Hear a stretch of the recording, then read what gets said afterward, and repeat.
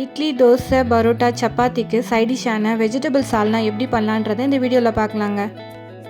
கடாயில் ஒரு ஸ்பூன் எண்ணெய் ஊற்றி மிளகு, சீரகம், சோம்பு, அன்னாசிப்பூ, லவங்கம், பட்டை, 2 பெரிய வெங்காயம், 2 பெரிய தக்காளி, 1 கப் தேங்காய் சேர்த்து நல்லா வதக்கிட்டு மிக்ஸி ஜாரில் போட்டு நல்லா அரைச்சி எடுத்துக்கலாம். சால்னாவுக்கு தேவையான கேரட், பீன்ஸ், உருளைக்கிழங்கு, பட்டாணி எடுத்திருக்கேன்.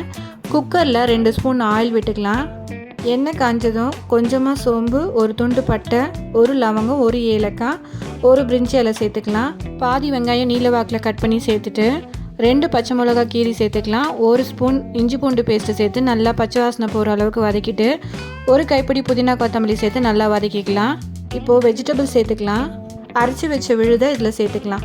2 ஸ்பூன் மிளகாத்தூள், 1 ஸ்பூன் கரம் மசாலா, தேவையான அளவு உப்பு சேர்த்து 2 சொம்பு தண்ணி ஆட் பண்ணிக்கலாம். குக்கரில் 2 விசில் விட்டு எடுத்திங்கன்னா சுவையான வெஜிடபிள் சால்னா ரெடி. நான் இன்றைக்கி சப்பாத்திக்கு சைட் டிஷ்ஷாக தான் இந்த சால்னா பண்ணியிருக்கேன்.